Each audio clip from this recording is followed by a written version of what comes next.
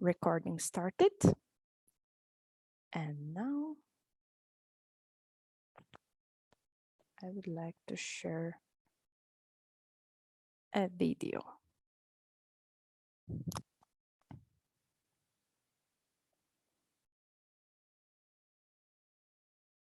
Most world leaders have vowed to step up plans to go climate neutral by 2050 and ensure a healthy planet for the future generations. To do so, the European Commission proposes to increase EU spending on climate action. EU countries need this money to run the clean energy transition at full speed and to ensure everyone benefits from it. But there's a problem. EU funds continue to be used for controversial projects that put us on the brink of climate breakdown and pollute our environment. Corruption is rife in many countries. Funding cuts to citizen groups and public authorities mean there's not enough monitoring of how EU funds are spent. And even when EU money are invested in green projects, government money still support polluting industries, increasing rather than decreasing out reliance on fossil fuels. Europe will avert climate breakdown only if we change the way public money is spent. EU funds must be used to support clean energy and transport, as well as sustainable agriculture and business models. EU funds should stimulate governments to become truly committed to ditching fossil fuels and to deliver a better future for their people. We must have a better oversight of how our governments spend EU funds.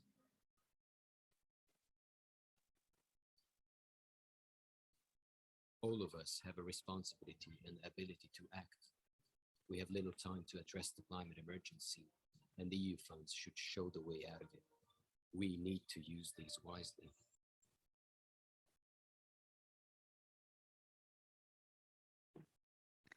Thank you for watching. And now I would like to give a floor to Csaba Mezei, General Secretary of Sivab for Biodiversity, and he will tell us a little more about what is this whole project about and why we are all here and what is it we are all doing. Csaba, the floor is yours. Well, thank you very much. And I guess you want to show the presentation as well, right? Okay. No, I can see it. Good. So thank you very much, and hi to all panelists and attendees. I can see the system that we have 16 attendees, so good to have you here. It's usually a general practice that the project lead or the representative of the project leader is saying a few words to say hi to all participants of an event. So here I am. My name is Csaba Mezei. I'm the General Secretary of Sivab. You probably heard of Sivab. It's a regional organization based in Budapest, Hungary, dealing mainly with biodiversity protection, especially from a policy point of view. So we're dealing a lot with national, regional, and European policies. And we happen to be leading this project in which we are doing this webinar. So let's see what we have here. I guess you all heard of the European Green Deal, right? Because well, some of the people may not. So that's why we had the idea that why not just to put there the very basics, just to go through and make sure that we are on the common ground. So the European Green Deal's biggest basically goal is to make the whole Europe, the whole EU, climate neutral by 2050, and it wants to do it via increasing the greenhouse gas emission reduction targets and reviewing a whole bunch of existing laws, moreover to create new regulations and new laws on circular economy, building renovation, biodiversity, farming and innovation, and other areas.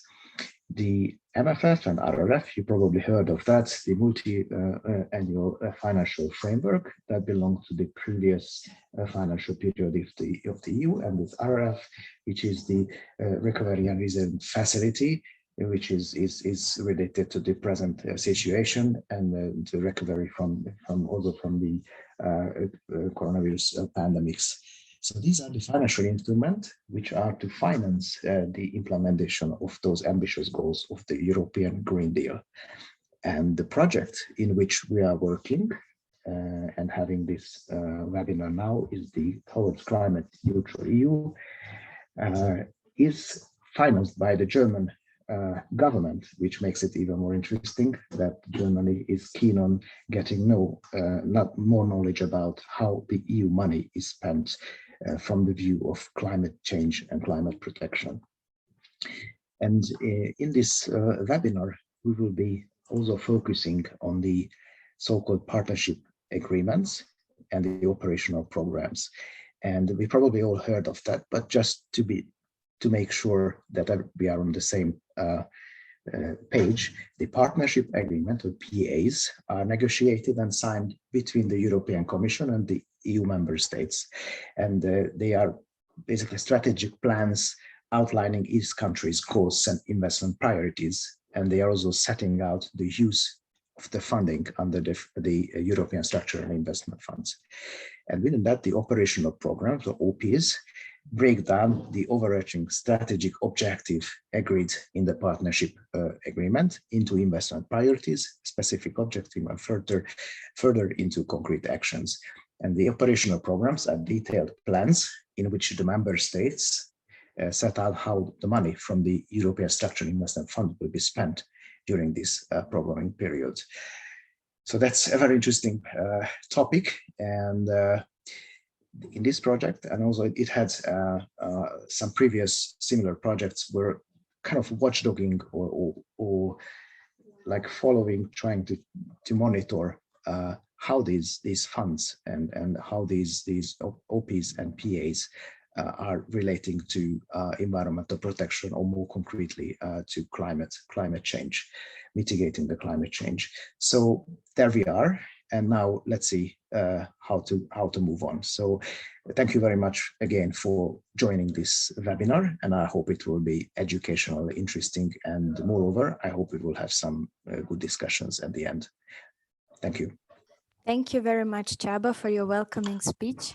And now I would like to offer an opportunity for the participants to participate in the poll. I have two warm-up questions for you. First, I hope you can see them now on the screen. First, do you agree with the following statement? The current system of EU funding is an efficient tool for EU transition to climate neutrality. You can choose one of the questions, totally agree, somewhat agree, neither, somewhat disagree, and totally disagree. And the second question, guess the amount of EU funding transferred to CEE countries each year since 2014 as a percentage of their GDP of these countries. And the possible answers are about 0.5%, about 2%, and about 4%. You have 1 minute to answer these two polls.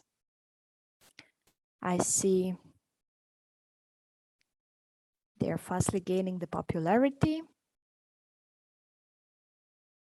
Let's wait a little.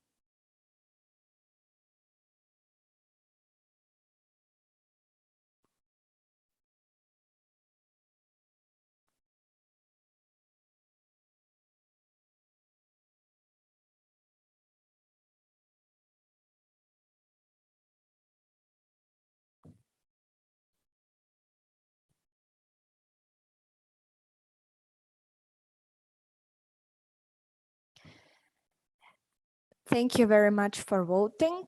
And now let's see the results of the vote. Now you can see them on the screen. So most of the people agreed with the statement that the current system of EU funding is an efficient tool for the EU transition to climate neutrality.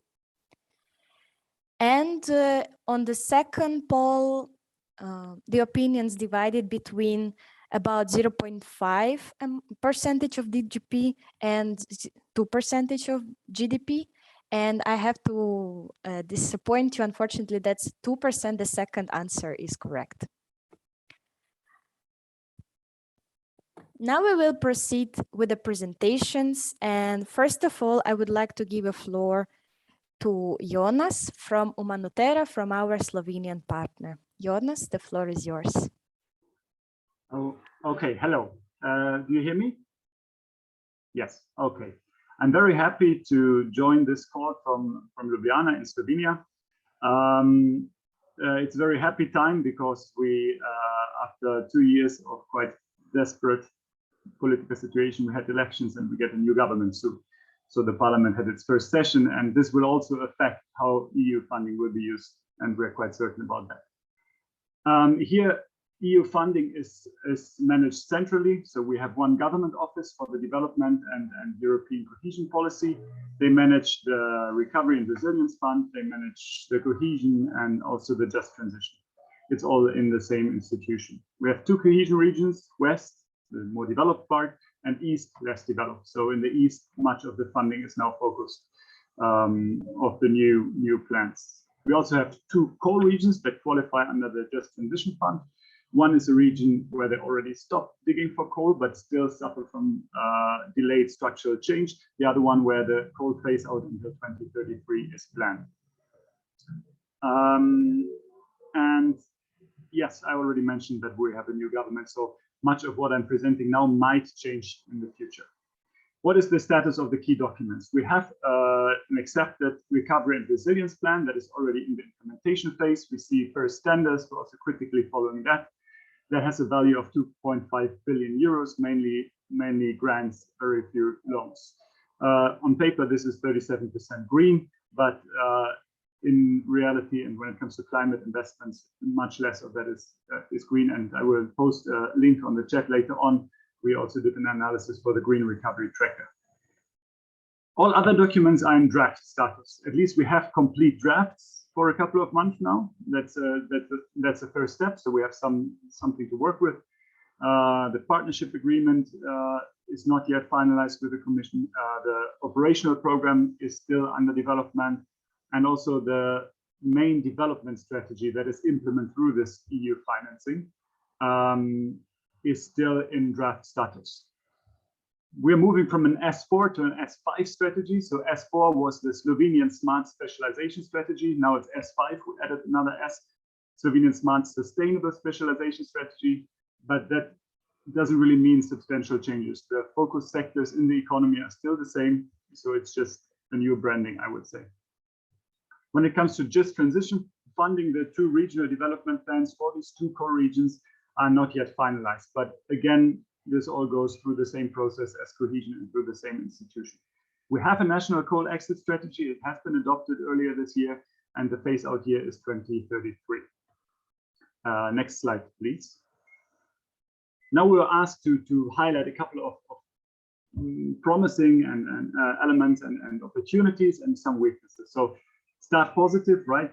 I think overall, we have a share of 25% of green spending, 25% that goes under the second green and climate policy objective highlighted by the European Commission. Of these 25%, less than half, or quite much less than half, goes into climate change mitigation.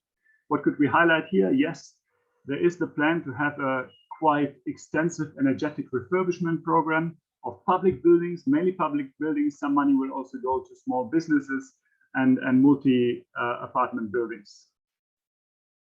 This is not purely green, purely climate investment. There's a strong focus also on earthquake proofing, because in the area, especially in the Croatian side of the border, we had some bad earthquakes recently, so this topic popped up again.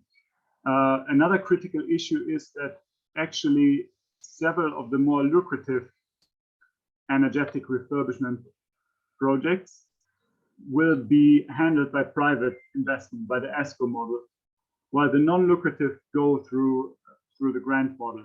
Why is that problematic from our perspective? We think that if we would merge these two, we could actually use the profits from the more beneficial energetic refurbishment measures and projects to then cross-finance also the not so attractive investments. Now the profits go to the private sector and are not necessarily reinvested. But in principle, I think we can all agree that a substantive energetic refurbishment program is a good thing. When it comes to renewable energy, we are slightly optimistic, especially because we now have a new government that really campaigned with the solarization of the economy. Slovenia is a laggard both when it comes to the share of solar and wind in total electricity generation and to the newly added over the past decades. We hope that this focus will now shift really towards solar energy. The wind capacity is limited. There are some interesting projects for district heating, for using waste energy and so on. And these are also mentioned in the operational program. The grid is a bottleneck. Here, the money that is really foreseen in the cohesion and the money that also was already foreseen in the recovery and resilience plan is vastly insufficient. Of course, we take everything that we can get here, but the investment needs are by a factor of almost 100 over the whole decade higher than it was foreseen here. The just transition in the two core regions, there's actually quite some money available so far. We don't have the regional development plan yet, but so far it points into a direction that there's no dedicated green element in these plans. It is a lot of horizontal measures for small and medium-sized companies, for incubators and so on. And maybe positive railways. I think it's the first time that significantly more money goes into railway infrastructure than goes into road infrastructure. Again, it could be more, but I think it's a step in the right direction. When we talk about weaknesses, yes, I mentioned that before, less than 25% go into policy objective 2, green and low carbon. Of that, less than 10% into the climate change mitigation area. The threats that we discovered. This is something that continues from the recovery and resilience facility.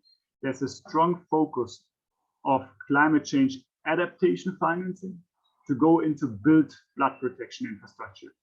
They mention everywhere that some of this will be nature, close to nature, some of it will be non-built, but when you look into the details, and we actually asked the agencies that are here in charge, there's no systematic work towards no nature-based solution. It's all gray infrastructure almost. And non-built in the context of the cohesion means money that goes into the planning stage. It doesn't mean that it goes into nature-based solutions. So built and non-built is a little bit of a false dichotomy here, because also the non-built investments actually go into the planning phase of the built investments.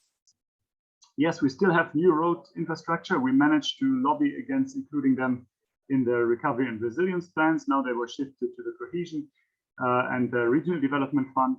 The big new road infrastructure project is ongoing, has been kicked off. The third development axis, a north-south connection between Austria and the Croatian border.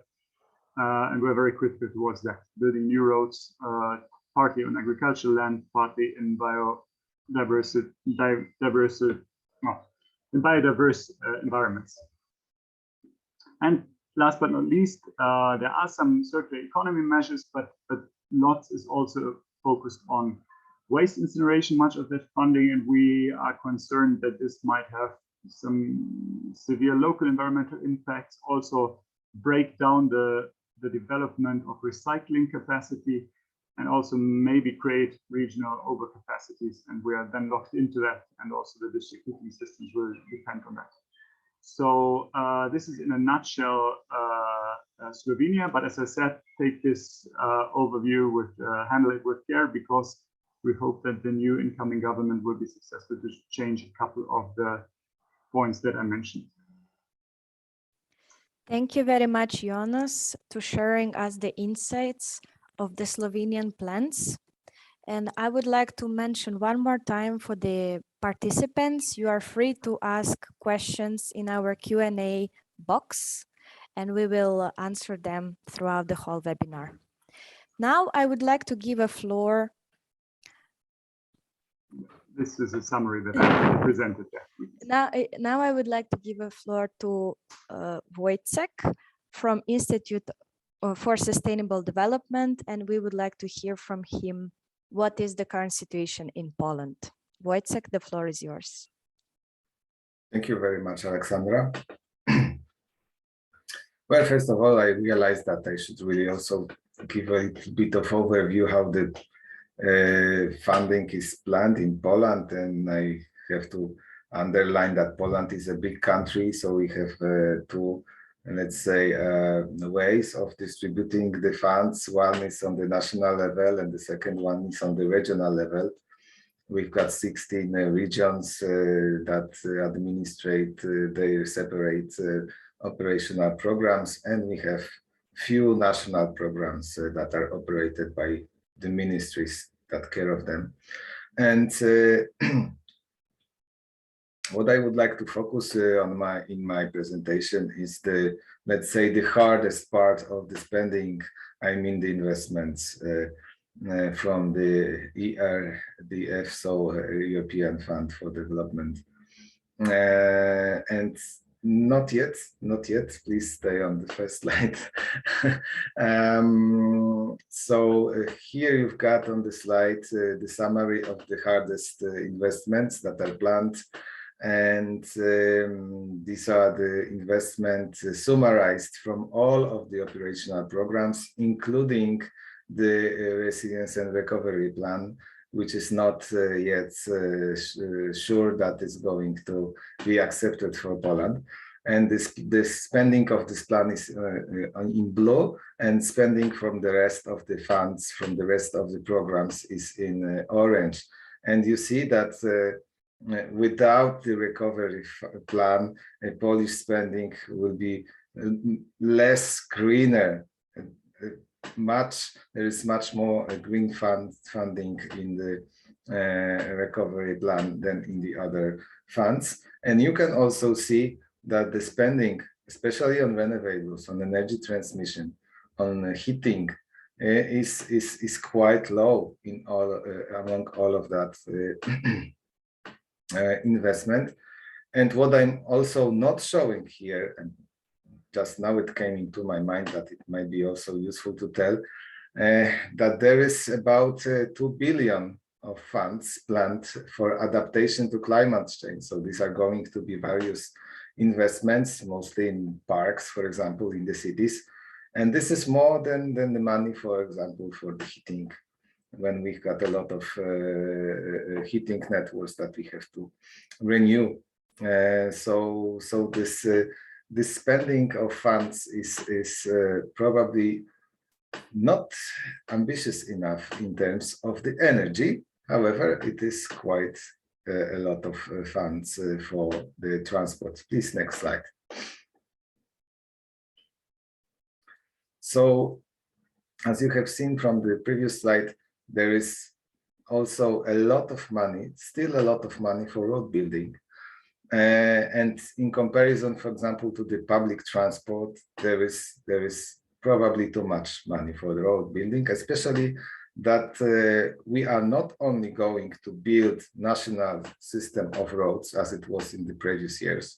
We have the money secured to finish the trunk network of the roads, but a lot of funds on the regional level are proposed to spend on the regional roads, and even less important roads than the regional ones.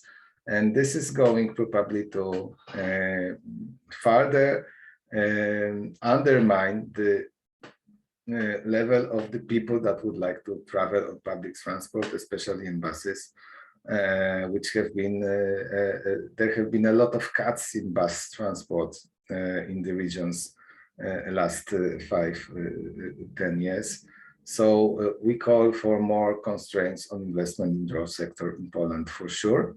And this should be underlined here, that what you see also here is that still much more funding is planned than in the previous year on road building, in spite of the fact that a lot of roads have already been built in Poland. And I don't think we really need much more spending on that.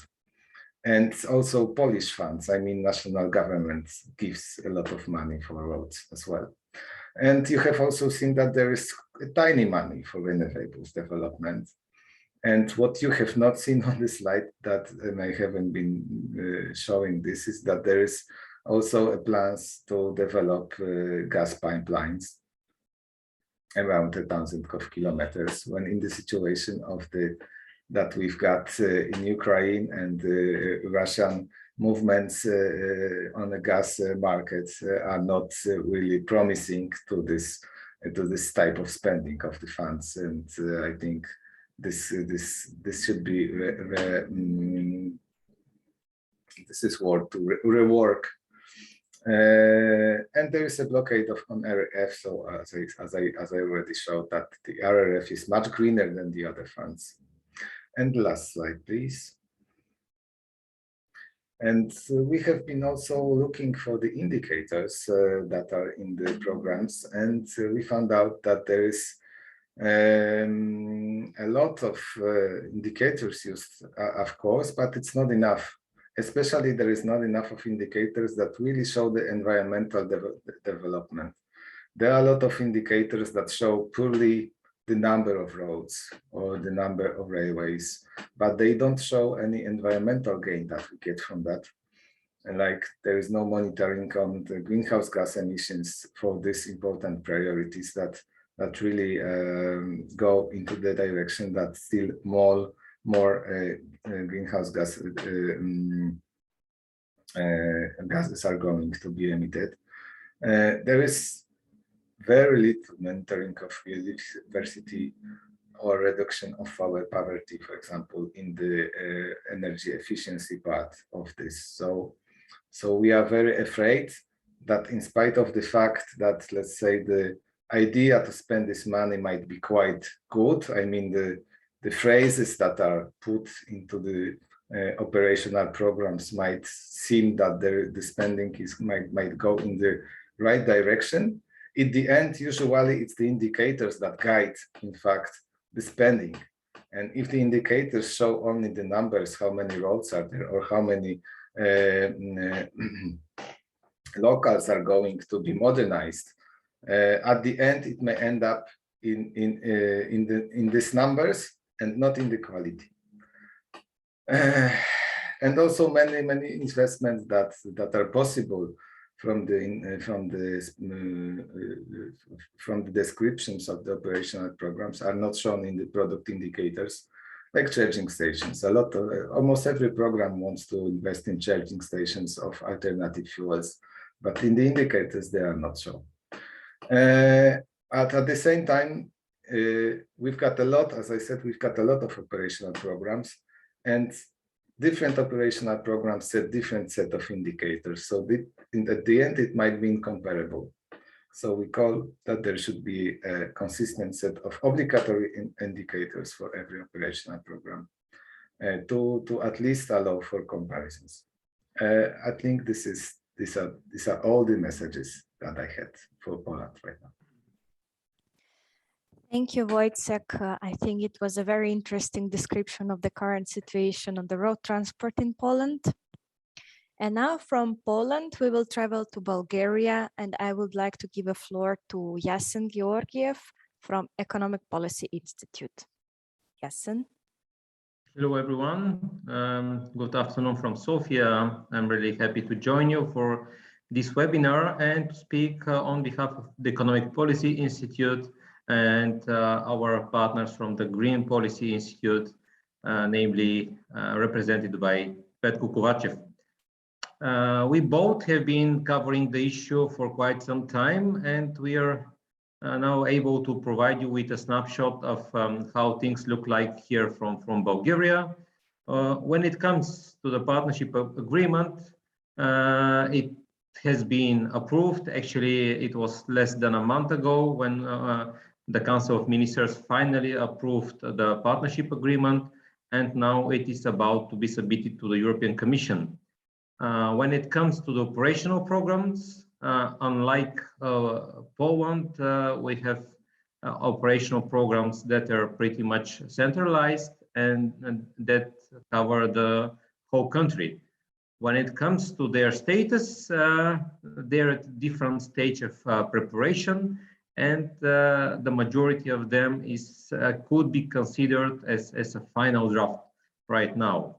The general observation here, maybe to duplicate our colleague from Poland, is that both the partnership agreement and the operational programs are less green than the National Recovery and Resilience Plan, which at least on paper is much more ambitious when it comes to climate and environment targets. But let's go deeper into our assessment of the climate and environmental milestones that are embedded in both the partnership agreement and operational programs. At first glance, the partnership agreement provides an appropriate description of the overall situation at the beginning of the new programming period, which we consider adequate because all the details, all the indicators that are there are they speak from themselves, but at the same time we don't see the strategic vision, what should be the country at the end of this programming period. When it comes to the operational programs, our general observation is that many of them reveal too much broad justifications, and basically they lack concrete details. To be more precise, I would just tackle several of the operational programs. For instance, operational program environment, we think it is based on strategic documents that need to be updated or revised. In that sense, we mean the National Energy and Climate Plan.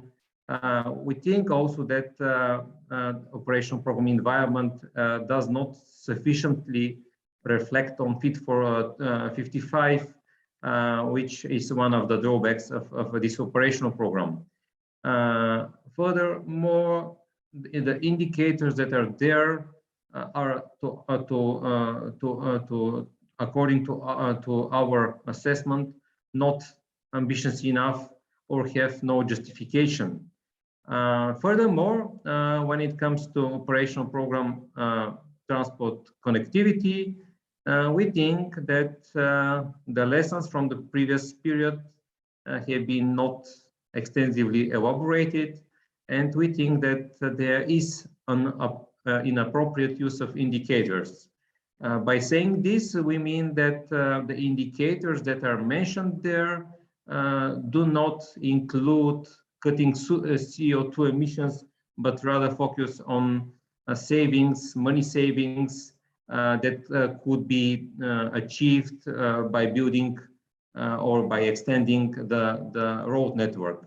And in that sense, we have indicators that include kilometers, but as I mentioned, no assessment of the CO2 emissions that could be saved.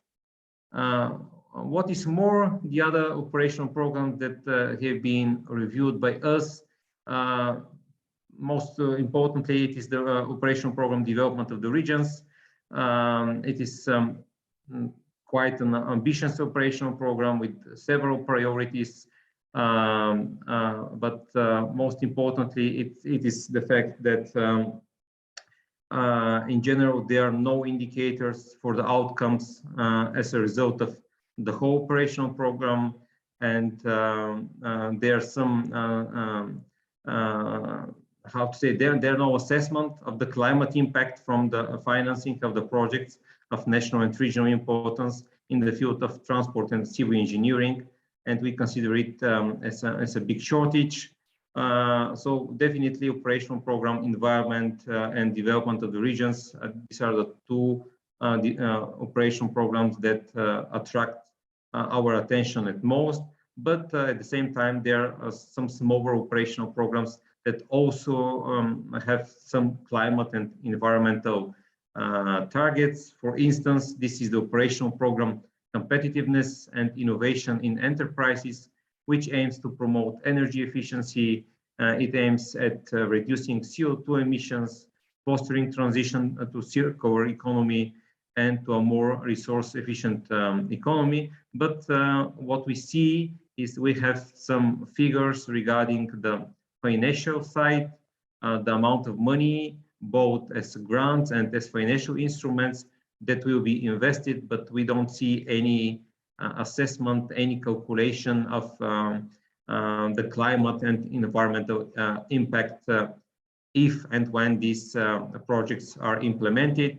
Similar is also the situation with operational program Human Resources Development, where we have some plans for supporting new labor market skills that also include the so-called green skills, but there are no indicators, so we could not provide a real assessment of this operational program if the resources are, if the indicators are not provided. And last but not least, on the public participation, in general, what we have seen is that it's quite a difficult situation to have an overview of all the operational programs.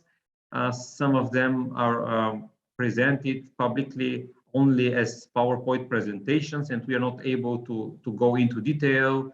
And what we have seen is that since the outbreak of the pandemic, public consultations have been happening only online, and it was only in very limited volume and rather sporadic. And now we think it is a good chance that public consultation will be or could be held in a more inclusive way.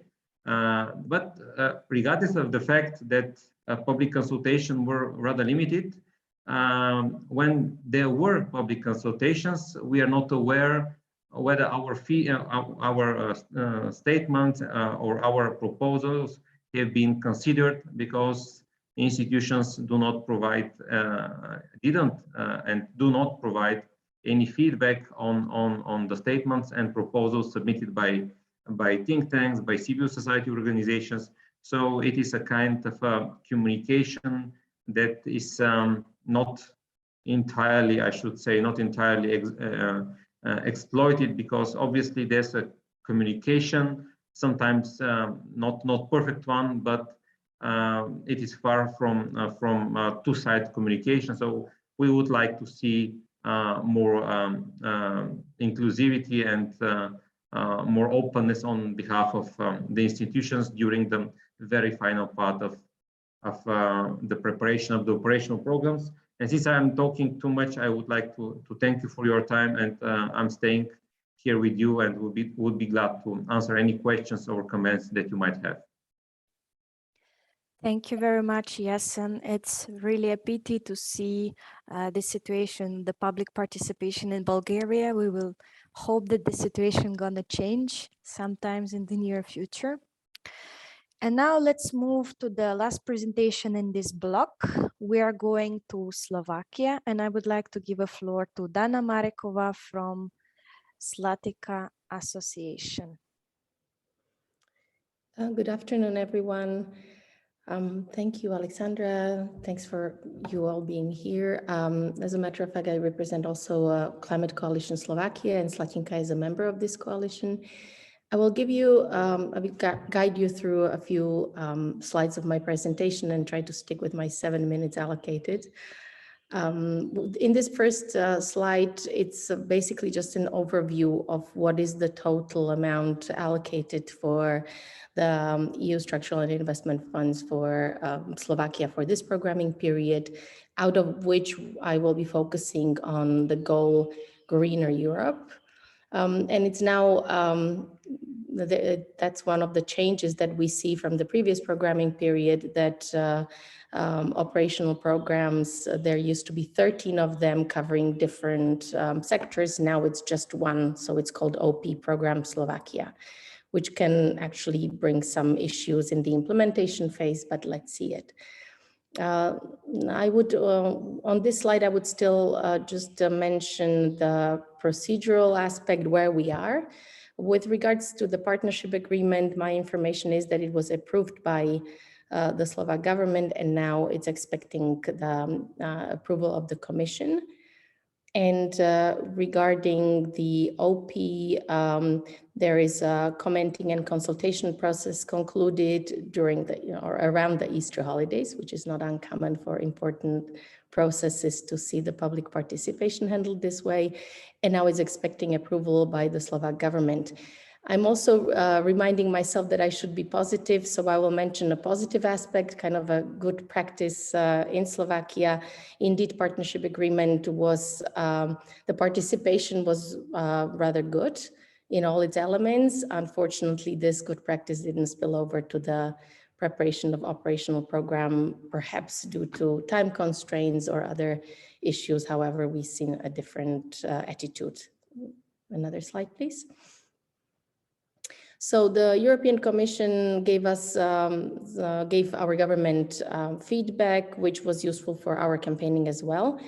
So, and the most important elements in the areas that we are following, it's the low allocation for climate targets, as specifically was pinpointed the public transportation, not respecting do no significant harm principle, insufficient data to support some of the investments, which is really an issue across all climate policies and climate relevant data. It's just a big mess.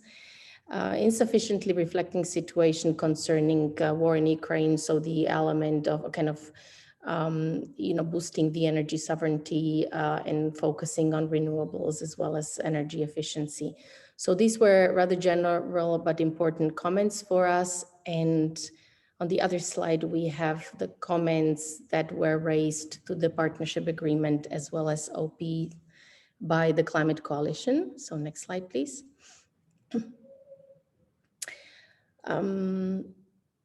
Climate strategies are outdated. I've heard also my colleagues speaking before me. It seems to be a sad situation in several of our countries. Of course, you cannot really, or the governments cannot really base a decent allocation of fundings, let alone some systemic reform spending like is required in RRF if you don't have national energy and climate plan or low emission strategy linked with carbon neutrality or even the relevant EU goals.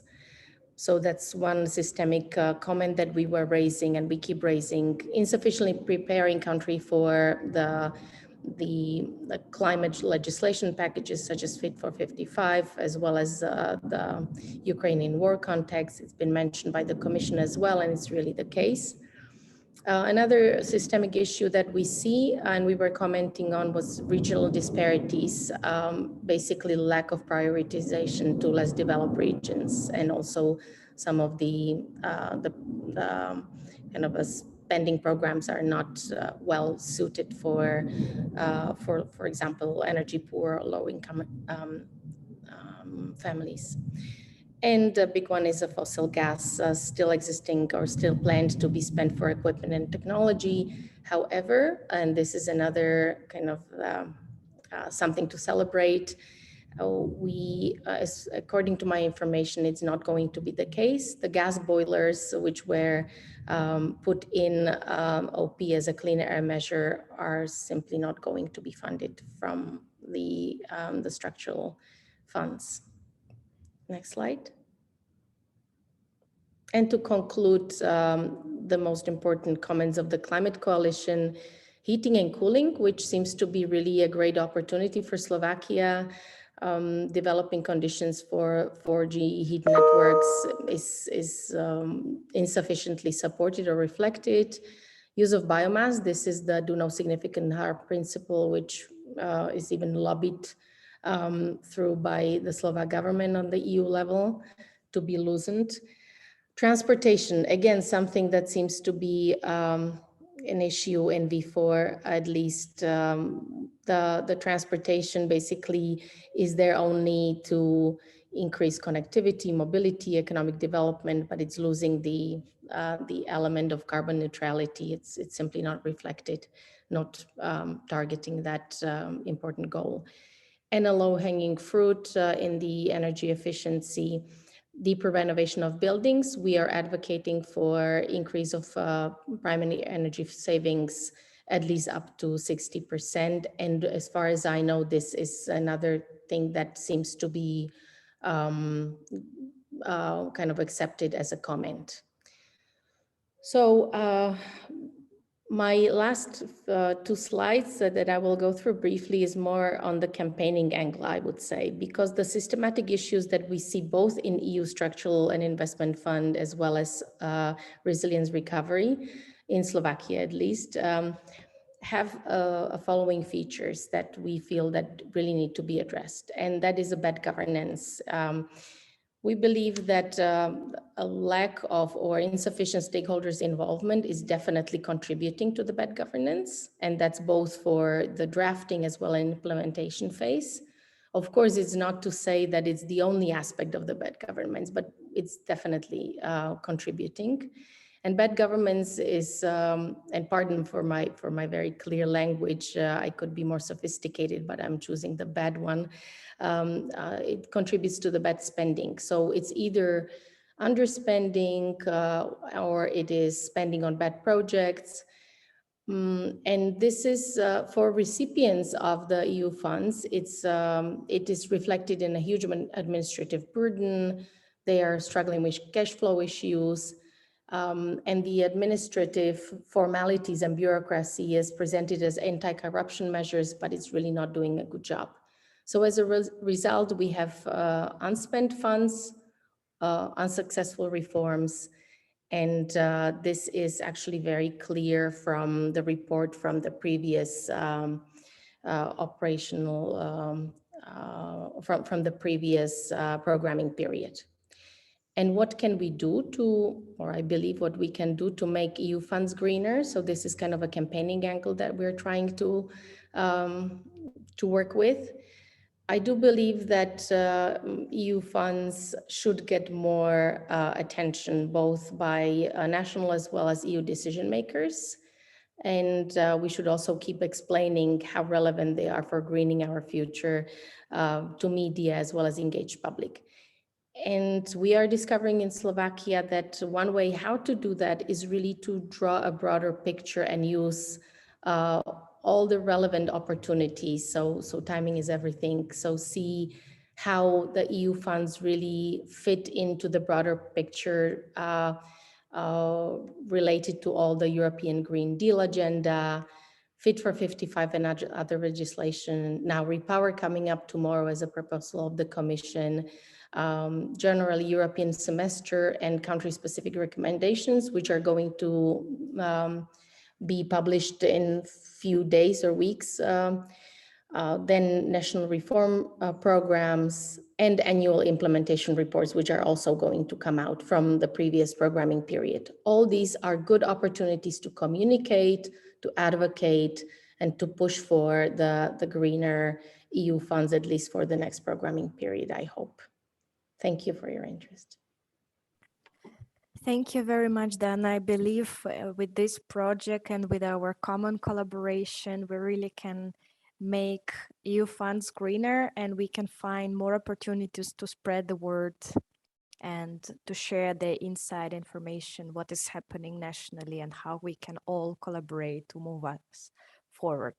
Thank you very much for your presentation. This was the end of our first block, and now I would like to offer you a chance to have a little break and to answer following question. So do you agree with the following statement after you heard already 4 of our presenters that in CE region, EU funds have been used in an efficient and climate-friendly way? What is your opinion? You have 5 options: totally agree, somewhat agree, neither, somewhat disagree, and totally disagree. Let's have a couple of seconds for the voting. And also, while the votes are being done, we also have a couple of questions coming up in the chat box. So I think the first is more addressed to the Wojciech. Wojciech, are you still here? So the question is, what is the public participation situation in Poland while drafting the partnership agreement and operational programs? Oh, yeah, good that you are asking for that, because I thought that I really missed that in my presentation as well. Well, the situation is good and bad at the same time, because operational programs, both the national ones and the let's say regional ones, were quite intensively consulted with the public. At least the national programs were consulted through so-called public hearings, and subsequently to some of the programs were also inverted hearings, that's what they call. So these were, because these consultations took part of still in the COVID times, these were the public hearings were online meetings where to those meetings everybody could register and have his voice for 4 and 5 minutes to tell what he would like to see in the programs and what he sees maybe not appropriate in the first drafts in the programs, and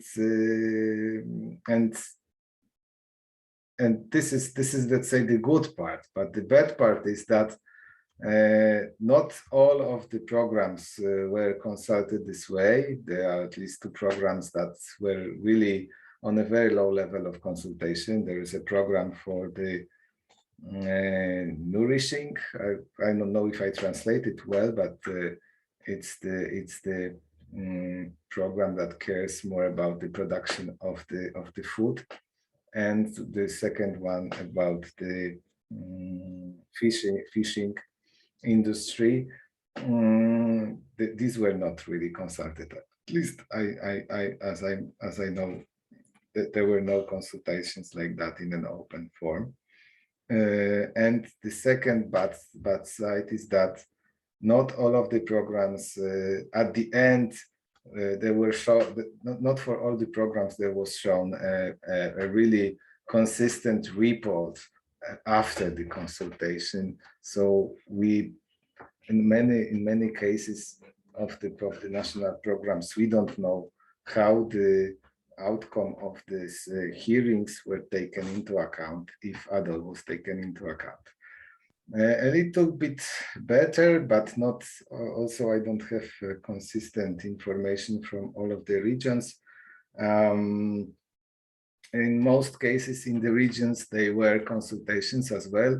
In 15 regions, there were consultations before the program was sent to the European Commission for negotiations. And these were usually quite open, with meetings or online meetings. It depends on the time. And for some of the regions, there were also quite good reports from this consultation with the information how the remarks were taken into account or not. But I think it's not for all of the regions. And one region just now is having a consultation, which is after this program was already sent to the European Commission. So this we consider is not a good thing that these consultations are so late. Thank you, so there is a very mixed, let's say, picture. Thank you very much, Wojciech. I see that in all the countries, it's kind of a mixed picture. So let's see what are the results of our poll. And as you can see now on the screen, 33% of our participants somewhat disagree with the statement that EU funds have been used in an efficient and climate-friendly way currently. And none of the participants are totally agree with this statement. There is another question in our chat box from the attendee. So the question is, how much the new EU sustainable finance taxonomy is affecting how EU funds are spent on a national and subnational level, and how can compliance with the taxonomy can be ensured? Somebody would like to take this question, Jonas? Yes, I can take that question. Unfortunately, I think you enabled my video, so I have just the voice. But I think directly the taxonomy is not used or has not been used to determine, for example, the share of green climate spending. There was another taxonomy, so not the official sustainable investment taxonomy. There were some references to it in the Recovery and Resilience Facility. I think indirectly when it comes to co-financing, so organizing the additional financing through development banks, I think then the sustainable financing taxonomy can come in, so that banks have rules, development banks have rules, what can be financed, what cannot be financed, what should be financed. So actually, unfortunately, directly they didn't use it, and I don't think the sustainable finance taxonomy has ever been intended to be used for that purpose. It's more like an information instrument for big business, big industry, and banks. But yes, references have been made. Thank you, Jonas. Somebody else, Dana? Yeah, I will just mention what I briefly. You muted yourself. Yeah. Sorry, what I briefly written in the reply, that in my view, politically, however, at least in Slovakia, it's been used to advocate, to kind of be proudly advocate of we have rights to our own energy mix, including the, in my view, unsustainable nuclear and of course gas. And taxonomy, at least on the narrative side of it, is just not helping the situation. It is more kind of the nodding heads with the fact that yes, indeed, this is albeit transitionally but sustainable. Thank you, Dana. Any other feedback? Yes, and maybe you can say some words.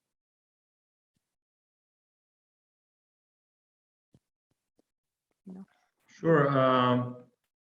The topic is quite, I should say, overwhelming to the current administration, because last year we had one ordinary parliamentary election and several rounds afterwards, which led to, how to say, to some shifts in the administration. And obviously the new experts there had to how to say, to tackle many crises at the same time. And obviously EU taxonomy remained somehow not sufficiently revealed by them. So from that perspective, it is an issue of growing importance, but for different reasons, it has not been covered widely, both within the preparation of the operational programs and also within other horizontal documents that have more or less a direct relation to climate and the environment. But at the same time, we have to consider that that these are highly political issues when it comes to gas, when it comes to nuclear energy, and it's also hard for us, although we are here on site, to say which is the direction the new government is following, because it is, as already mentioned, a kind of mixed signals. So on the one hand side, we see some directions, but on the other hand side, there are different stakeholders that try to keep the status quo as long as possible, and in that respect to search for some opt-out from all the new regulations that come. Thank you, Yasin. Very important insight, I think. Now let's move on to the second block of our presentations. And I would like to give a word to Hunor Lediel from Romania, from Focus Eco Center. Hello, everybody, and thank you for the opportunity. On behalf of Romania, well, at the moment we have a partnership agreement that the latest version was sent to the EU Commission on the 14th of April, and now we are waiting for the answer from the Commission. This is a revised version. And the operational programs, there are 9. The most relevant for environmental and climate change issues is the OP of Sustainable Development, named Sustainable Development. And also it is complemented by another operational program, which is the Just Transition. Both of them were at the present are revised versions. For the case of sustainable development, it was revised in February after it was on for public debate in January. So these are at the moment in a second revised versions. You can change this, thank you. To start with the promising elements, we must state at the beginning that the EU funds are the backbone of investments into environmental protection in Romania. Historians tell us that you shouldn't formulate a sentence that what would happen if, but it is very, very important, the money coming from the EU to back up the conservationist efforts in Romania and the climate protection efforts. These make out the backbone and will continue to make out the backbone. So this is a good thing that we get finance to these actions. The partnership agreement assures the complementary nature of the different OPs. So even if, I don't know, the educational operational program is for another aim, but it tries to keep in touch with the sustainable development idea and to promote education into jobs for a more greener future. And as I was saying, because of these operational programs from the past and the EU membership, the good thing is that a series of national plans were developed in the last years to meet EU standards and goals. And these plans that were developed form the basis on which these operational programs are developed.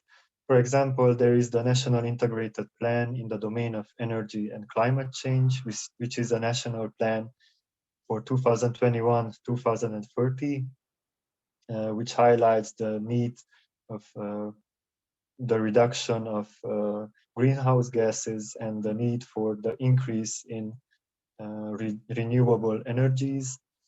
But also there is another national plan for the waste management, and probably this 2021-2027 period will bring a very big step in the direction of waste management and circular economy and the recycling of our waste, because that is in the present in a very bad state in Romania. And moving from the promising elements to the elements of concern, if you can, yes. Well, we must say that overall, we find that there is a low ambition for climate protection, which is formulated in this Sustainable Development OP in Priority 4, where the promotion of energy efficiency, intelligent systems and networks for energy, and reduction of greenhouse gases is from the 4 priority axes.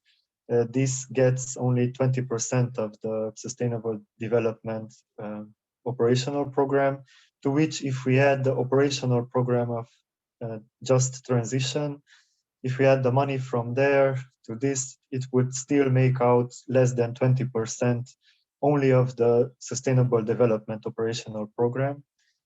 And as is the case in other countries, in Romania, the most funds go to the transport operational programs here in Romania as well.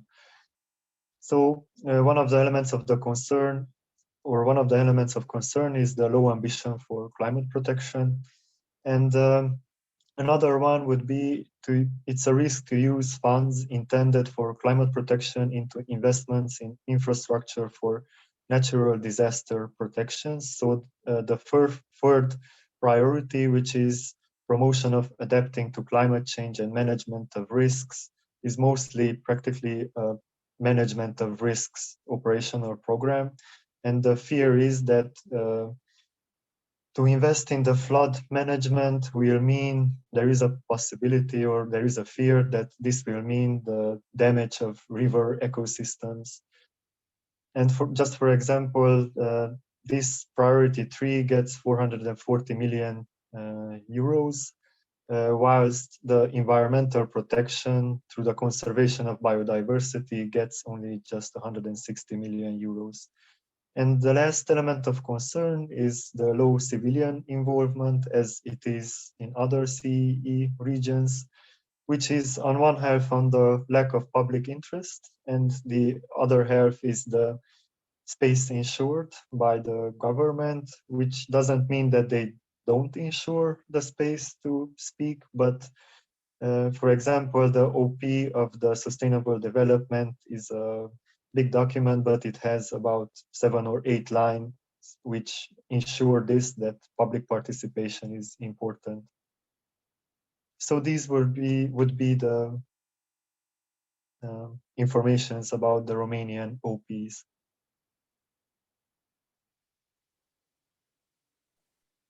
Thank you very much, Hunor. We have a question in the chat box, which I think I can address you. I think Dana mentioned that in their country there is existing climate coalition, so to say, network of civil societies, and our participant would like to know if something similar exists in Romania too. Yes, there exists also in Romania. Yeah, this climate coalition is, I think, international, so we have it in Romania as well. And there is also a climate coalition that wants to participate in education, that also is in every EU member state. And just about a month ago, it launched in Romania as well. Thank you, Hunor.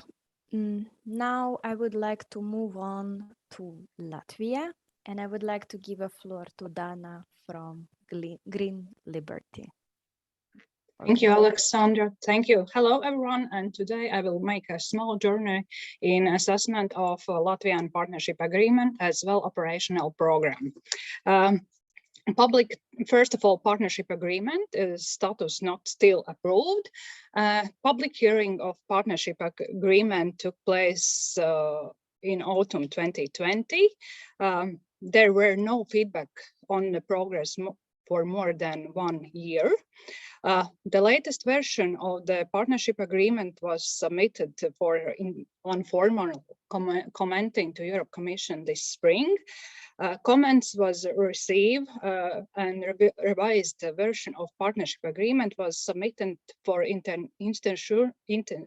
ministerial coordination this in April, late April, in beginning of the May. And as you see, the deadline was last week, and 2 of 50 institutions rejected partnership agreement, and several institutions have submitted comments on concerns in partnership agreement. And ministry have no clear predictions when partnership agreement can be approved. Regarding operational program, in Latvia we have only one, counting in numbers, only one operational program that is approved.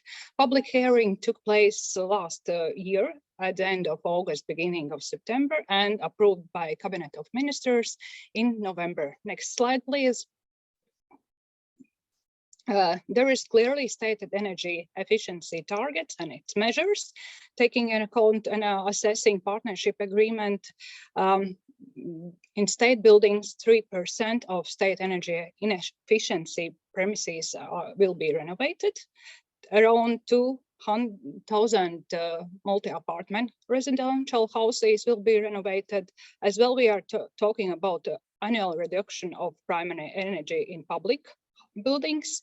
As well, at least 7.5 thousand private houses or small number of buildings will be renovated. As well, we are not missing the improvements also that is needed in private sector or industry or in enterprises, and there will be providing by achievements of the RES targets. It means resilience, yeah. And more wider set of measures we can also find in operational program, but operational program at itself does not indicate to what extent the objectives of the NEP, it means National Energy Climate Plan, will be achieved. Next slide. please. Yes, and more interesting findings assessing both these documents. There is territorial breakdown, are not allocated respective sectoral and territorial climate objectives and linked to the planned Europe funding. Second one is documentary linking. It's not specified which strategic document or guidelines that will be developed will contribute to the achievement of specific climate goals. And next slide, please. More important finding is insufficient public involvement. There is short deadlines for public hearing, especially we see it for partnership agreement. There I can mention also multiple public hearings at almost the same time. There I can mention the period of last year. It means end of August, beginning of September, when public hearings of Recovery Resilience Plan implementation, as well Europe Fund Implementation Fund, as well National Climate Draft Law, and also OP took the place. It means 4 important documents in the same time. As well, if we think about public involvement, also the transparency. As I mentioned before, almost more than 1 year, we haven't any information about the progress of partnership agreement. There I can mention also that we approached several times the Ministry of Finance to receive information about the progress, and both times we received the answer that the partnership agreement is in progress, they are developing. And also all this time, taking in account the autumn 2020, there was no information about provided from side of ministry or giving answers to our questions, whether and how the feedback will be provided, which proposals will be accepted, which rejected, and why. Thank you. That's it for now. Thank you very much, Dana. Very interesting concern you raised about the shortage of access to the information on the partnership agreement. I think that was kind of the same situation in most of the other countries from what we experienced in the project.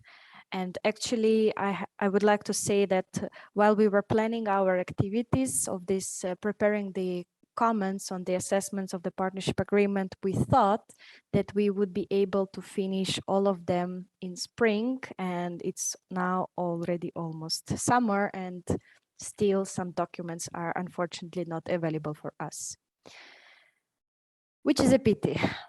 Now let's move on to Czech Republic. I would like to give a floor to Eva from from Center for Transport and Energy. Sorry. Hi, my name is Eva, and I'm, as Aleksandra said, from the Center of Transport and Energy, and I'll be sharing a bit about the state of partnership agreement and operation programs in Czechia. So Czech Republic is quite advanced in this regard because most of the documents were already sent in to Brussels at the end of last year. So we were able to do quite a good analysis on all the documents that are interested to us. So we did a separate analysis on the partnership agreement as well as 2 operation programs, OPTEC, and which stands for Operation Program Technologies and Application for Competitiveness, and as well as OPEŽP, which stands for Operation Program Environment. We chose these 2 for clear reasons. Operation Program Environment is a program that deals the most with climate protection, and OPTEC is mainly focusing on businesses and innovation, but its aim is to achieve a competitive and sustainable economy, and there are several measures that are very interesting for us. So we've looked into those too. If I should summarize the assessment, I would say there are 5 key takeaways that I would like to talk a bit briefly today. The first one I named, or I called, the issue of departmentalism. What I mean by that is that every operation, the unfortunate situation is in Czechia is that every operation program is dealt separately with a specific ministry that is which is in their job of description. So there's a lack of interconnection between individual programs, which would help Czechia to meet its climate goals across the economy, but that's sadly is not the case. So there's the ministries sometimes lack the cooperation between each other, between all of them together. Linked to that, I would say is that in general, we can conclude that the partnership agreement and the operation programs are simply not ambitious enough. They're lagging behind in achieving the Green Deal objectives. The moment that the government approved the partnership agreement, it was already outdated because Czechia is not even meeting its current energy efficiency targets, and while the plan was being written, it didn't reflect the new EU emission reduction targets. So it doesn't really respond to the calls for towards stricter climate protection. From our perspective, we were obviously looking at the renewables and energy efficiency in all the programs, and I've put a number. We did a calculation. It should be around 1.5 billion euros dedicated to this specific area in both the operation programs. The unfortunate thing again is that these were planned. The money reallocations were planned accordingly to the targets set in the National Climate Energy Plan, which sadly is outdated and not reflecting the current targets. So even if we would take the money coming in from the National Recovery and Resilience Plan and Modernization Fund, Czechia simply did not allocate sufficient resources to finance the achievements of the new climate targets. If we look closely what we mean by the renewables, we see in the operation programs that there is a prevalence of biomass, which is, according to some studies, already close to reaching its full potential in Czechia. And in contrary, the potential of wind and solar energy is neglected. So there's certainly an urgency to include that more. Can I have the next slide, please? Or is it the, oh yeah, sorry. The other point that kind of relates to that is that there's still strong support for fossil fuel projects present in the programs, mainly gas. There's a popular program in Czechia, which is called the boiler subsidy scheme. It aims at low-income households, and in the wake of war in Ukraine, gas boilers were excluded from the financing, but this was only done because of the whole discussions and conversations about the energy dependency on Russia. So there's still, I think, from our perspective, we see there's still quite a lot of gaseous projects present even with this exclusion. Last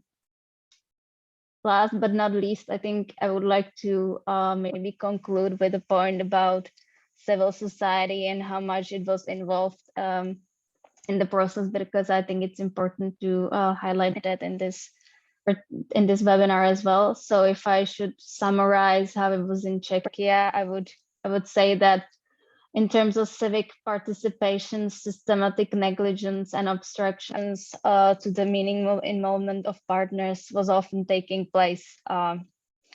If I should give you examples, I would say that while the government was setting up the preparatory platforms for the operation programs, they didn't invite an umbrella NGO association, which represents organizations with high level expertise in environment and climate. Instead, it invited an NGO network that does not have a working structure or history of transparent processes. It's true that after we notified the Ministry of Environment, it swiftly changed the nomination process, but For instance, in the case of OPTAC, there were 30 members and only one of them was part of the environmental sector. The 1/3 was actually representing the governmental agencies. In general, there were troubles with accessing information about concrete projects and their outcomes. And the third point, I think it's quite maybe relevant for all the CE member states, and that is that the state doesn't really effectively communicate the opportunities to wide variety of stakeholders and actors. So we see there's a very limited pool of applicants. The beneficiaries is mainly big companies that are always the ones, competing for the EU funds. So I think we consider that to be a big issue as well. And with that, I'm ending my speech, and I will be happy to answer any of your questions you might have.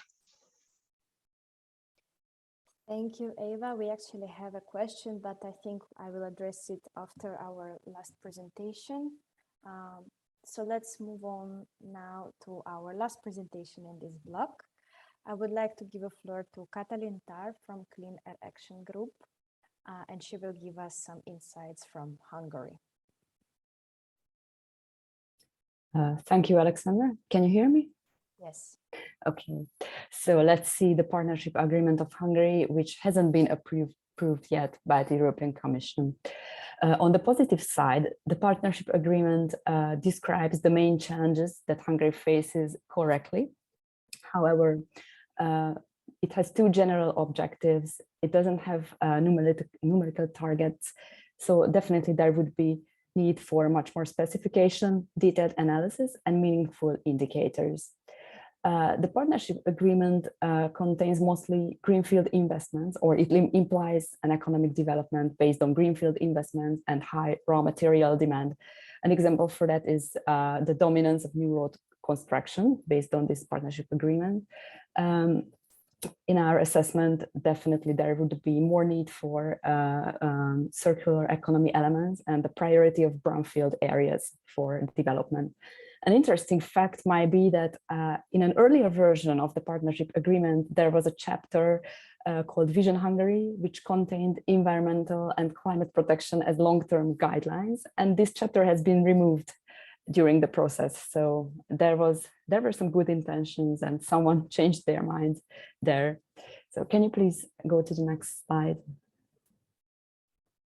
Also, it is important to add that the partnership agreement should address, and it doesn't address, the horizontal enabling conditions or Hungary's non-compliance to these enabling conditions. The European Commission has raised concerns, and other organizations, NGOs as well, regarding the Charter of Fundamental Rights, judicial independence, and the public procurement practice in Hungary, namely the unequal treatment of bidders in Hungary. Because of that, the rule of law mechanism has been triggered against Hungary. And in our assessment, the partnership agreement should have addressed these concerns as well. Can you please go to the next slide? Thank you. So looking at the operational programs, we have assessed 3 of them out of the 8 operational programs in Hungary. And even the operational program, which is dedicated to the environment and energy efficiency, even that program is troubling based on our assessment, because while the goals and priorities are correct, the measures and targets implied by this program are not parallel to these goals and priorities. And looking at the other 2 programs that we assessed, the economic development and territorial and settlement development programs, we sadly concluded that these 2 programs would lead to actually an increase of greenhouse gas emissions and a further deterioration of the conditions of nature and environment. Can you please go to the next slide? Thank you. So just a few examples, and these are all from the program dedicated to the environment and the efficiency. It is full of meaningless indicators. For example, for circular waste management, the indicator is the amount of waste to be recycled. So instead of focusing on prevention, which is Obviously, in the top of the waste hierarchy, the indicator is about recycling. And then for circular economy, the indicator is the number of enterprises supported. So it clearly, this indicator clearly gives no clue about the quality of circular economy elements in these in the supported activities. This OP has extremely low ambition. For example, the resources dedicated to the protection of the environment and nature amount to only 3.5% of the operational program dedicated to the environment. For example, for the improvement of blue-green infrastructure, 2.9 hectares are dedicated, which is less than 4 football fields.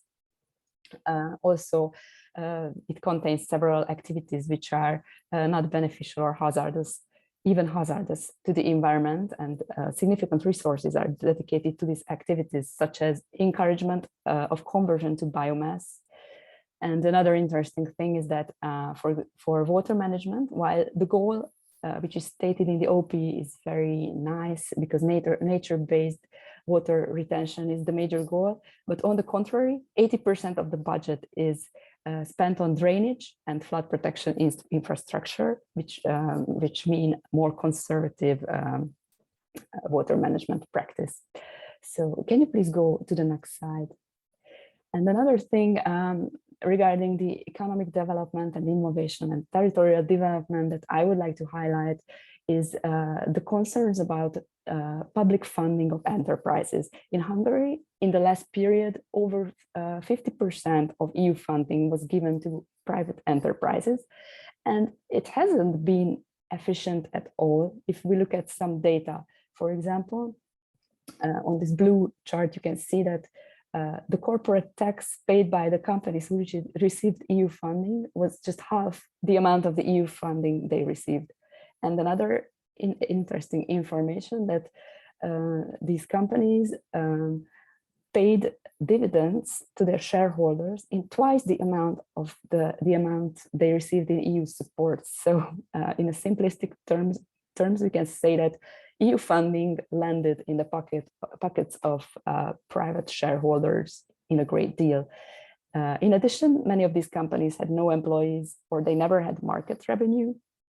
And the shocking fact might be that enterprises that have received EU funding have grown slower than enterprises that have not received EU funding. So we can conclude that that the funding of private enterprises led to market distortion, corruption, and inefficiency. So it is preoccupying that these operational programs contain a lot of EU funding to private companies. And a final thing that's really troubling is the political discrimination of municipalities. So the selection criteria for receiving EU funds has been political preference instead of professional reasons or necessity. So thank you. Can you please go to the... Thank you. So just to conclude with the final sentence, in April, the EU has triggered the rule of law procedure against Hungary, as I already mentioned that, and currently the funds for this period between 2021 and 27 are suspended for Hungary. So we are looking forward curiously to what the future will bring. Thank you. Thank you, Kati. We are also looking curiously of what the future will bring to Hungary. Let's see how this whole procedure will end up. Before our last part of the webinar, I would like you to also have a little rest and to vote on the next poll. Now you can choose more than one options here. And the question is, after you heard of all our country presentations, what do you think? What are the main obstacles to efficient and climate-friendly spending of EU funds in Central and Eastern European region? Small capacity to enforce environmental legislation, corruption, low ambition of targets, inadequate indicators, useless developments, the polluter pays principle not respected, or bureaucratic burden. please feel free to vote on as many options as you consider being adequate.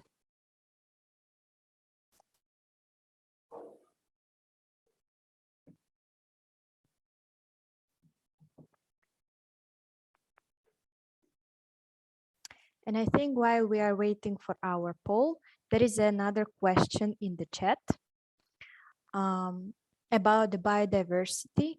And I would like to ask our panelists to answer this. So the question is, what is the view of the presenters on how effectively you believe your national operational programs are addressing the biodiversity crisis in general?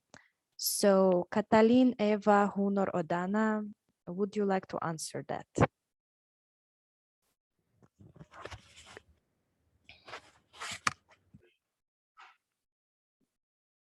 Some raised hand.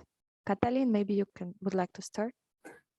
Okay, so regarding the Hungarian documents, while there are some very small amounts dedicated to biodiversity, actually most of the programs and funds are implying developments which will weaken the state of biodiversity in Hungary. For example, road constructions, plenty of new road constructions are in plan, which lead to habitat fragmentation, and also the water management. Regarding water management, we can expect the deterioration of water habitats because of this large infrastructural developments instead of the nature-based solutions.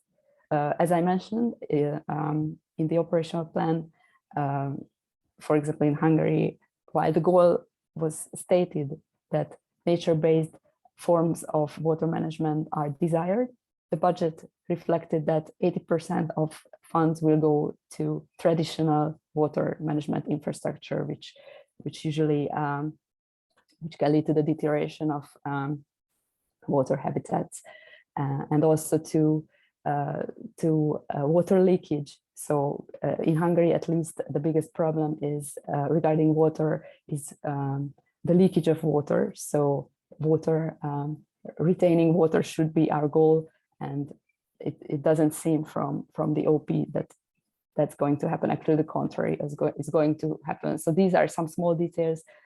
Also, another thing, sorry, that I would like to add is that in Hungary, many development sites get the priority investment title. It means that environmental legislation or environmental authorities cannot, basically they do not have control over the development because they fall as exceptions to that. So that's also concerning trend in Hungary against biodiversity. For example, one of our greatest lake, actually our greatest lake, Lake Balaton, is, and other great lakes in Hungary. In the recent years, there have been so many huge developments, or huge developments are in plan, that the deterioration of these water habitats is just it is really troubling for Hungarian civilians. Even some pop stars and people like that have started campaigns regarding that. So I'm not very optimistic. I'm really pessimistic about this question. Thank you, Katalin. Somebody else would like to answer this question about how the current operational programs tackle the biodiversity crisis? Hunor? Yes, thank you. I would just like to say that I think the numbers represent quite well that for in Romania, the MFF is 30 billion euros, and from that 160 million euros are the ones targeted for biodiversity conservation. But you can see this as the glass of water that is half empty or half full, because if we didn't get that money, then there wouldn't be even that money for the conservation of nature. So just to put an optimistic point on it. And there was the question about climate coalition.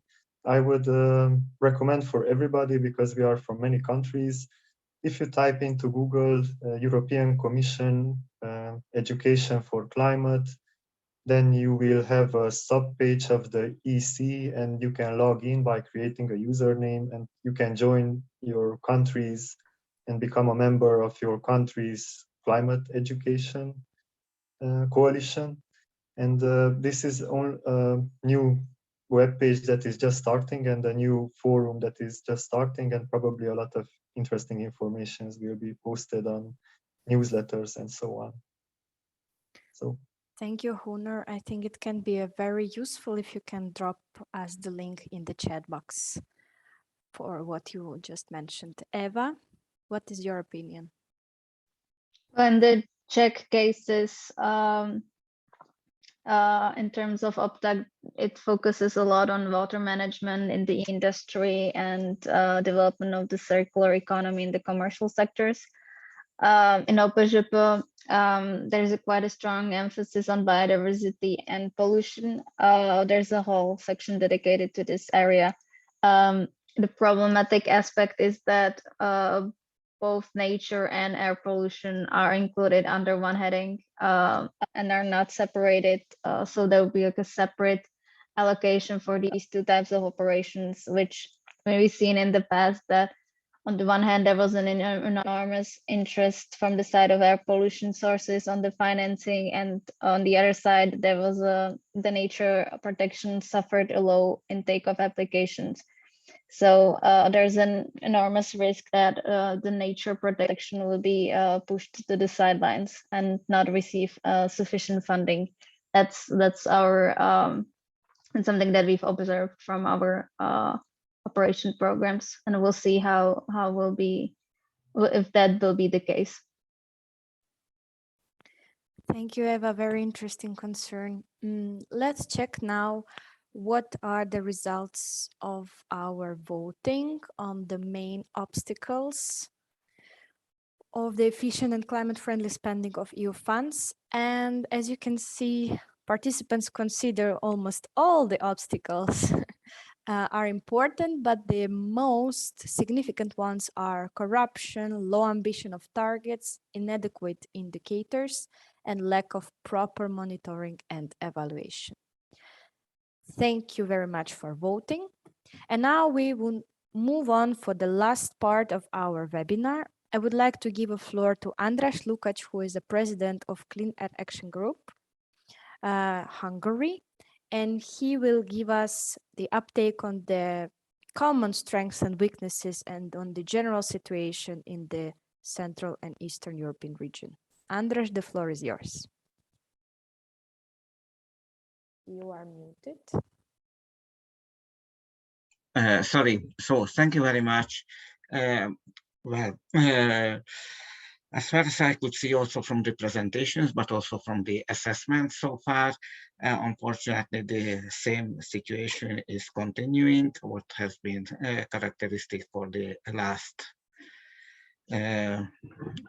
years, that the EU funding is far from meeting the challenges of climate change and the biodiversity crisis.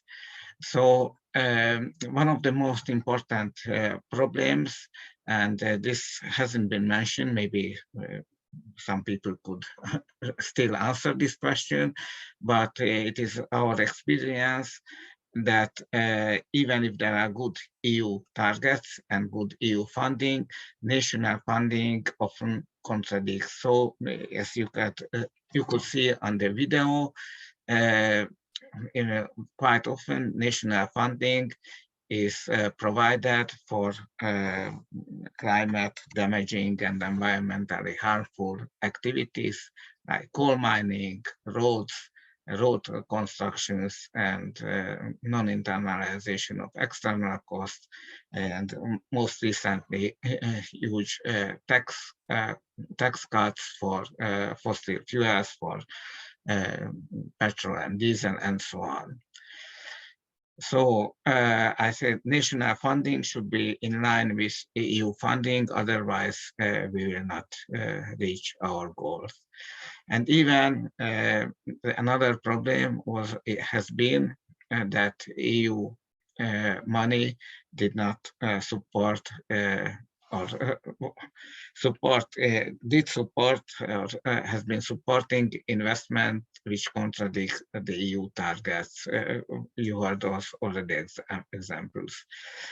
And one of the biggest problems is harmful market distortion. So even if there is no corruption, let's suppose, the fact that public money is distributed by officials in the government causes an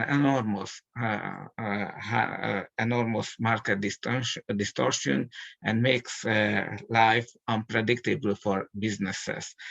Just to tell you one example of Hungary, a lot of money was spent on supporting the construction of new hotels. First of all, these hotels have been often built on natural areas, example around the in Hungary around Lake Balaton, so they substantially contributed to the environmental destruction or to the harming the nature. But another enormous problem is that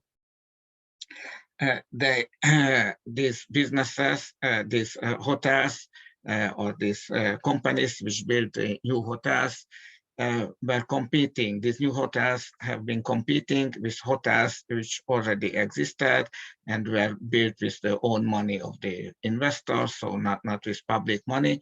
And in fact, for example, in Hungary, a lot of hotels went bankrupt because they could not compete naturally. They could not compete with the hotels built with public money, both national and EU money. And we also have the problems or that even if there are good projects, they are often oversized and overpriced. And there are also huge opportunity costs. This means that the money has not been used for the most efficient projects. There are ideas and there are lobby behind this project, and even if it is not, the project is not bad, there might have been much better project and much more efficient for the environment. So this means that there's a huge opportunity cost. And we have also experienced in several countries that that is the money for the investment is implemented, but then there's not enough money for operation and maintenance. We already talked about corruption, and another problem is that even if there are good rules, good regulations, they are not enforced. So if they are not enforced, these regular rules have not much meaning. We already talked about inappropriate indicators and unambitious targets and the problems with public participation. Next slide, please, Aleksandra. Thank you.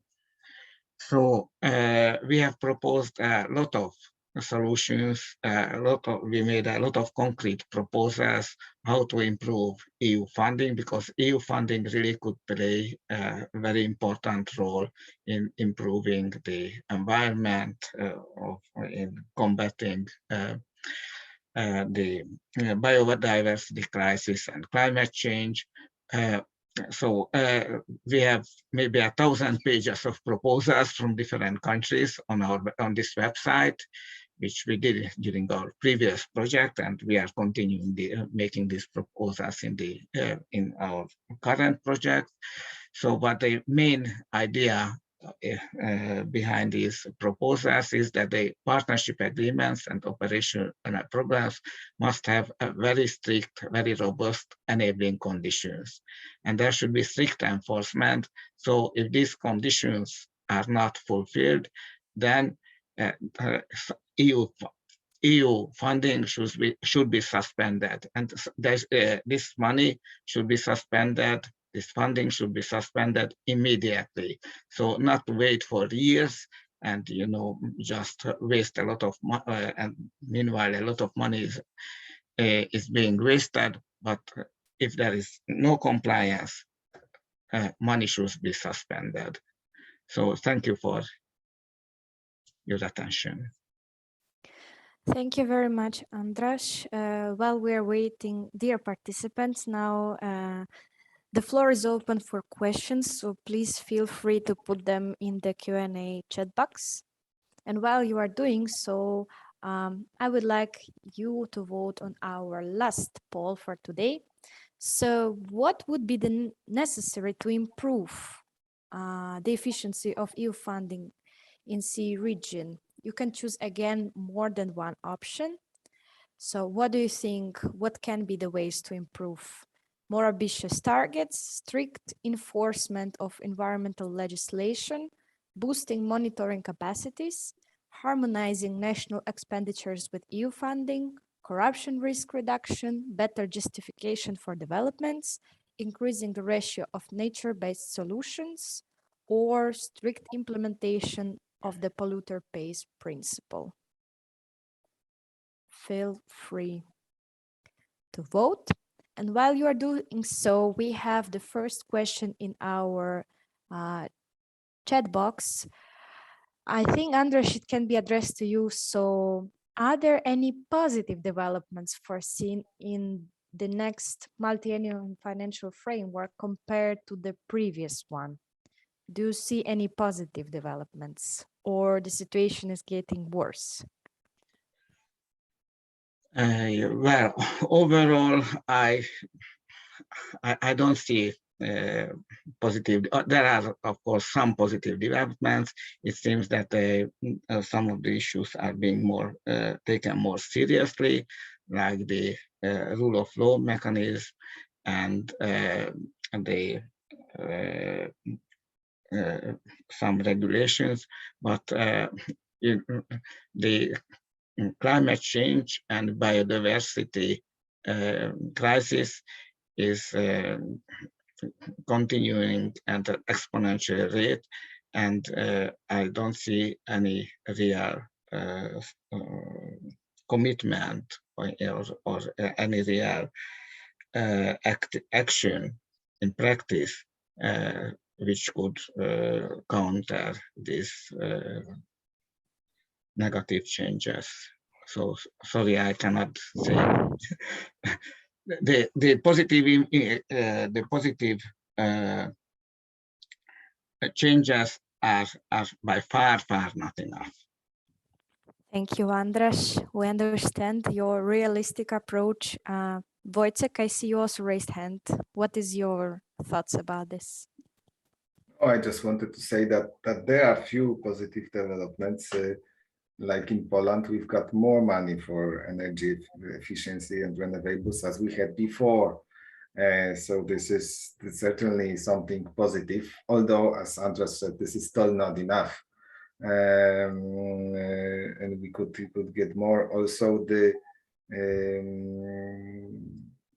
so at least this could be addressed. And also there is more environmental criteria put into the control of the spending.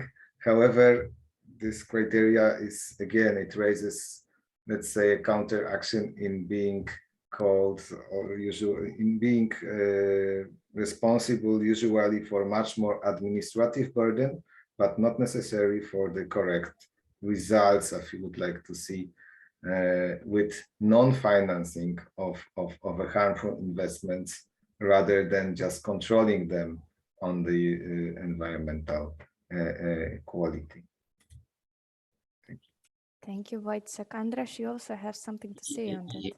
Yes, just one example. We have already talked about road construction, And in many of the partnership agreements, there is more money for road construction than for environmentally sustainable transport, and even more money if you consider the money from the national budget. And on the top of that, there is an enormous external cost of transport. According to the Hungarian operational program, transport operational program, the external costs of transport in Hungary equal to about 6% of the GDP.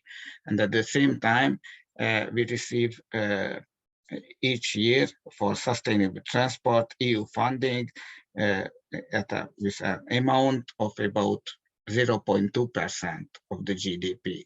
So, you know, then this means that the situation is rapidly deteriorating. So, thank you. Thank you, Andres. Dear panelists. There is also there are three questions also in the question and answer. Yeah, I see. Would you like to answer some of them? Yes, the concerns raised by the person. So the questions are basically from Sagar Sumaria. The concerns about the sources for the renewable energies, in particular the source of cobalt for wind, solar, electric turbines, and how are renewable fossil fuel free from their really heavily dependence on mining the coal for making renewables? Well, the answer is simple. Unfortunately, they are not free, and this is also not sustainable.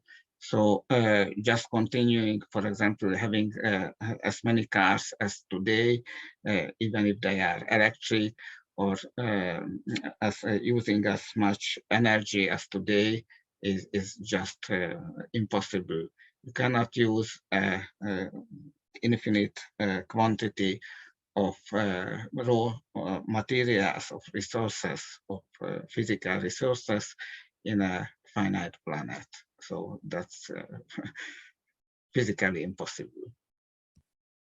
Thank you, Andras. Thank you, all the panelists. I would like to share the results of our last poll, which I think will end up being pretty interesting.